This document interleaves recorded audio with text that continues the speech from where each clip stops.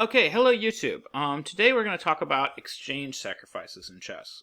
This is when we sacrifice a rook for a minor piece sometime in the early opening.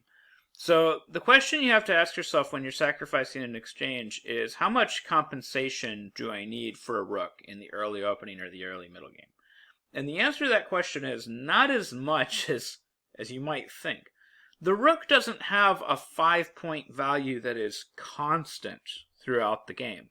A rook's value in the opening, especially the early opening, is actually quite a bit less. It's probably more like a 4-point piece.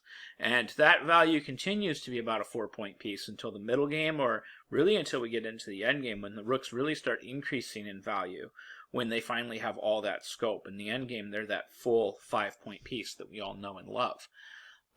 So in the opening and in the middle game, we can sacrifice a rook for a minor piece, sometimes with very little compensation. Sometimes we can sacrifice it even without getting that extra pawn that we all kind of want to grab onto. It's nice to get the extra pawn, though. If we can sacrifice it and we can grab that extra pawn, I always feel like, okay, I just made a fair exchange. I haven't even lost any material. Another thing about sacrificing the exchange is that once you do sacrifice the exchange, each side still has the same number of pieces. Okay, so this is really important. If you're still attacking, if you still have the initiative, and you still have the same number of pieces as your opponent, it doesn't really matter what the material count is. What matters is how many things can you attack with versus how many things can he defend with. So let's look at an opening that has an exchange sacrifice in it. And that opening mainly is the dragon variation. And specifically, we're going to start looking at the main line of the dragon variation, kind of starting after castle's queenside. And we're just going to go straight into the main line with knight on e5, bishop b3, rook c8.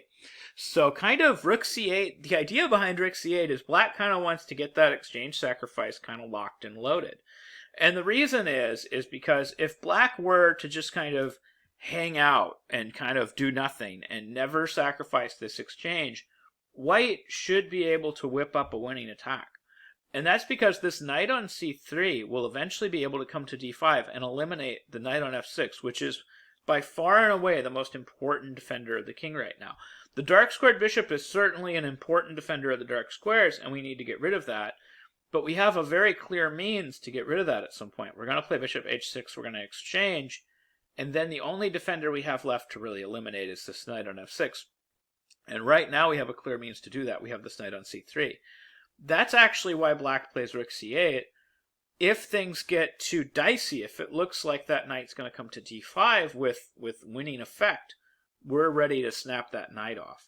And we don't even necessarily have to get the dreaded doubled pawns against the king.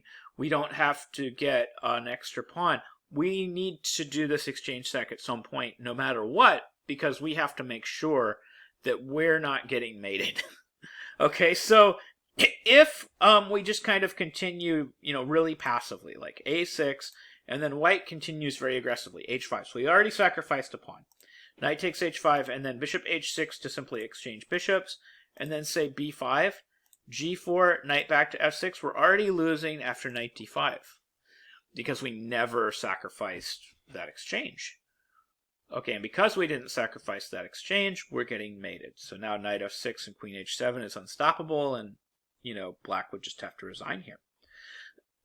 Okay, so let's take a look at the main line. So after h4, the main line is knight c4, bishop c4, rook c4, and then h5, knight takes h5, g4, knight f6, bishop h6, and then black plays a cool move here. He plays knight takes e4, which forces queen e3, because otherwise we were going to lose on d4. So now, take a guess and see if you can figure out what black's next move should be. He should take on c3 for sure. Should he take with the knight, or should he take with the rook? So, of course, this is a video on exchange sacrifices. So, of course, if you're just going based off of that, you know that he should take with the rook. But what horrible things happen if he does take with the knight? If he takes with the knight, it allows the move bishop takes g7. And there is absolutely no way for black to get back in time to prevent checkmate. He's getting checkmated here. So, like, if he played king g7, this queen's going to fly into h6, and then after, say, king f6, without going through a whole lot of variations, basically black is going to be dead here in the middle of the board. Okay, so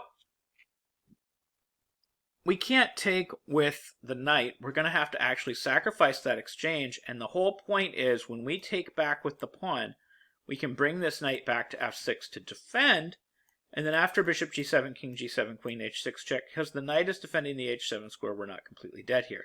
Another little tidbit of theory. At this point, you actually have to play king h8, and then defend with rook g8, g7, and not king g8, because you are losing by force to this very kind of long continuation. g5, knight h5, takes, rook h1, takes, and then after this, we're actually going to lose our queen to this pin along the g-file. So just giving you an idea how sharp this opening really is. Picking between king g8 and king h8 is actually an important little detail. So all that being said about that exchange sacrifice and how black did it and why black did it, the defensive exchange sacrifice, not just the attacking exchange sacrifice, but the defensive exchange sacrifice. Let's talk about another scenario where maybe we can sacrifice the exchange, like early opening exchange sacrifices. So like e4, d5, ed5, knight f6, bishop b5 check, bishop d7, a4 takes. This is something that almost nobody really talks about. But think about how early in the opening it is. Think about the fact that we already have an extra pawn, okay? And then think about what is the value of the rook right now? It's not that high because it's the opening, so it's really only a 4-point piece. There's no reason we can't take that pawn with the rook. And if they take our rook and we take back with the bishop, the weaknesses that they have on these light squares should at least be enough compensation for the one pure point of material that we're down. But again, I do have that extra pawn already. I have this extra pawn on d5. So I'm asking, am I really down material here? Am I really down any material at all? And I don't think I am. So I think, these early opening exchange sacrifices, some of them are also very, very interesting. And there's actually a few of them, like this one is not very well explored. There's actually a few of them that aren't very well explored that are very, very possible. Sacrificing an exchange, one of the best ways I ever heard it put was sacrificing an exchange isn't even really sacrificing material because you still have the same amount of material as your opponent.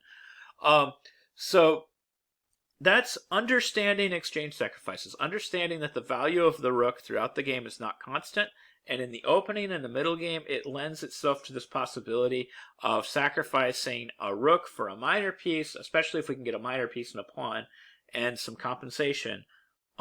These are things that are very, very possible in the opening and the middle game, but not just possible, like in the case of the dragon, almost obligatory. Anyways, I hope you learned something new about chess, and thank you very much for watching.